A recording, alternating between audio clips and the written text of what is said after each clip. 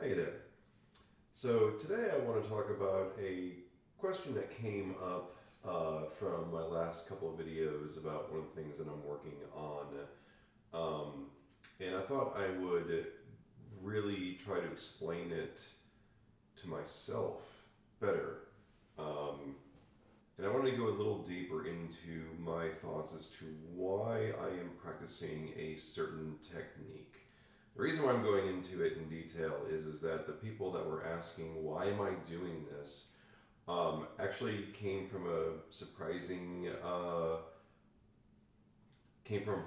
source, my teachers. So people that I very much respect and am trying to emulate and learn from. And so if they tell me, hey, why are you doing this thing? I really want to make sure that it is something that I should be focused on. And I don't feel like I am able or was able to really make a good, valid argument for why I think this is a crutch or a limitation of my playing and something that I should be focused on. And so the technique that I'm talking about is not looking at my hands. One of the things, I mentioned this before, but I am a mostly self-taught adult piano player. And once again, taught as in quotes. One of the challenges that how I learned was essentially to look at chords and look at my hands and play chords. I have read music in the past in high school playing trumpet, but I really have not read piano music. I am horrible with bass clef. I am barely passable with treble clef. And reading piano music and playing piano was just something that hasn't been part of my experience. So the question here is, why am I focused on not looking at my hands? Well, the short answer is, I learned it by watching you. yeah. Now, there's a longer answer. Now, if I watch videos of piano players that I really like and aspire to, and frankly, anyone. You pull any capable piano player that's on YouTube or any professional, and they generally don't have to look at their hands. Do they? Yes, of course. Is it something that they have to do? I don't think so. I've got a couple examples of here.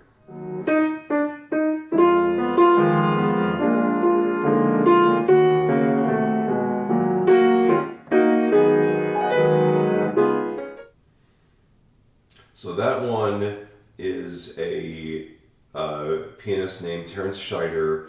I highly recommend you watch his videos, subscribe to his channel. I don't know him. I found out through YouTube feeds, and I'm in love with his playing.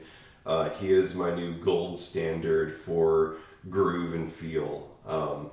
And the energy he brings is just amazing.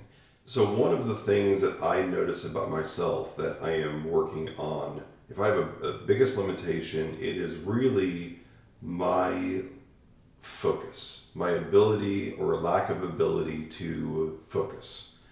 I will be playing, and this is something that I think young kids don't have as much of a problem with. As an adult, I'm worried about work and kids and life and bills and everything else. And so in the middle of playing, my brain is going a million different directions. And it is a challenge for me to put all that aside and to stay focused in the moment. One of the things that helps me is to be looking along with music. I definitely have noticed, especially over the last couple of weeks of practicing and forcing myself to look at music. I don't necessarily need to look at the music, but if I'm scanning ahead and I'm thinking to myself, my conscious brain is thinking a measure or two ahead of where my fingers are playing, then I stay ahead of the music, I anticipate better, I have less times where I fall apart. Now, I hit less correct notes when I'm not looking at my hands. And so that is definitely something that a balance I need to work on. Is by giving my eyes and my brain something to allow them to focus on the notes and the measures coming up ahead allows me to stay in focus and stay in the moment. The other thing is what I'm calling my mind's eye, my mental imagery, the ability to see. And my teachers, pretty much everyone, says most of your practice is going to happen away from the piano. You're going to be away from your instrument. It's going to be paper practice. It's going to be mental practice. And I totally agree with that. And my mental image is something that is challenging. And I would challenge you all, especially if you're an adult player, to really think about that. If you step aside from the piano and you think hard about what you're going to play and you imagine that you are playing it, do you really know every note that is that your hands are on? Do you just know that you're playing this feel, or do you actually know where that is on the piano? And for me, it gets very, very fuzzy. If I step away from the piano, even something as simple as my major scales, which I have drilled in and out, I've got great muscle memory for my major scales, and if I were to sit there and say B flat major scale, 1, 2, 3, 4, 5, what note am I on? Do I visualize that immediately? And the answer is no. I can calculate it, but I don't have that image. And so what to me it ends up happening is that I learn muscle memory. I learn the concept, and then I learn the muscle memory of how to apply the concept, but I'm trying to shrink those together where I know where the shape is, and I want to practice that way. I want to practice and this is something else I'm trying to learn from my teachers. They're saying practice very methodically, practice very purposefully, and practice with a lot of presence, meaning know what you're playing. You've heard probably people say, put your hands over the next chord and then pause and look down and see if you're gonna play it. Don't just play it and then fish around. I am a play it and fish around type of person, but I'm trying to break that. But to be very present in your practice. Back in the day, I used to wakeboard a whole bunch. And one of my friends in the wakeboarding community was a guy named Captain Rick. He was a character. But Captain Rick also taught wakeboarding, and he taught me how to do my first flip on the wakeboard. And Captain Rick had a lot of sayings, and we called them Captain Rickisms.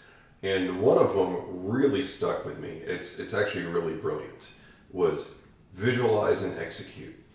And it took a while to understand what he was talking about, and it was just like, Captain Rick, but visualize and execute.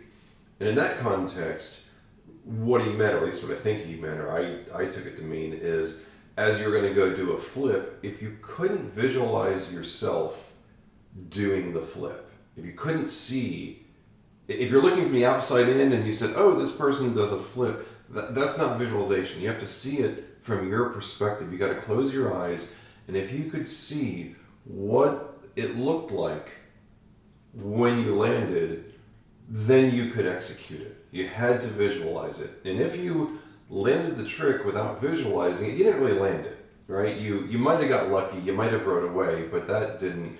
And it actually took me a couple of tries, because until you do it, you can't possibly visualize it. And it was, I had to huck a couple tries. I just had to try it and see what would happen. And after maybe 10 or 15 attempts, I started to realize that my visualization was, I was upright the entire time, and the world rotated. And the world rotated around, and as I hit the wake and I looked, I could see my landing, and the world rotated around, and then I landed and rode away. And once I got that visualization, then The trick was great. Did I land it every time? No, of course not. But could I have? I mean, it was something I had in my bag. I could do it all the time, and even to this day, I can visualize in my mind what that looks like. And so, visualize and execute. That's the thing that I'm trying to do here, is to visualize in my brain what I want to do, and if I don't actually visualize it, there's no chance of me executing. When I am not looking at my hands, and whether it's I'm looking at the music or I'm staring off into space or I'm just picturing in my mind's eye, what I am doing is I'm listening. I'm listening much more. I'm seeing with my ears. I'm hearing not just did the chord sound right, but what note in the chord doesn't sound right, and what do I need to do to adjust that note in order for that to be the sound that I'm looking for. And all of a sudden I can get just a slight glimmer of you hear, great pianists or savants like Jacob Collier be able to like play some crazy movement and resolve it, and they know all the inner voicings and they can hear it, and I can just glimmer how somebody like that could even do that. And the fact that when I'm not looking at my hands, I am using my ears, and I think that is the most important thing. And it's not just the notes; it is rhythm and timing.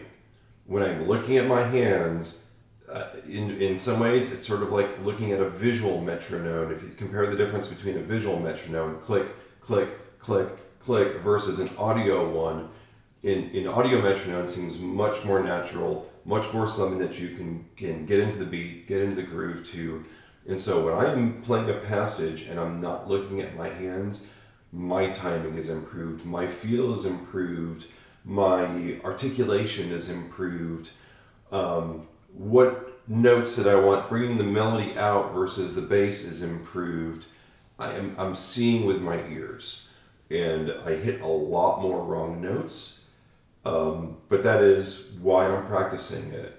I think the listening, actually hearing, to me, that's ear training, right? Forget an app telling you, playing two tones and tell me whether or not that's a minor third or major third or whatnot. Like, being at your instrument and being able to see the notes with your ears, see the rhythm with your ears, and to be in the moment of that, to me, is if what I need to do that is to really focus on not looking at my hands, then I think that is one of the big things that I should be focused on. But I am curious. This is me rambling. I don't know. My very excellent teachers are kind of confused why I'm doing this, and hopefully this explains a little more, but I would love to hear if there's any adult piano players out there, or kid piano players, frankly, that struggle with the same things. Is this something that anybody has worked on and improved? Do you see improvements in these areas, or is it just a waste of time and I should be applying different techniques? I don't have the answers. That's kind of the purpose of this, is for me to put things out there and see what others have dealt with, what they think, and maybe learn something in the process. All right, thank you.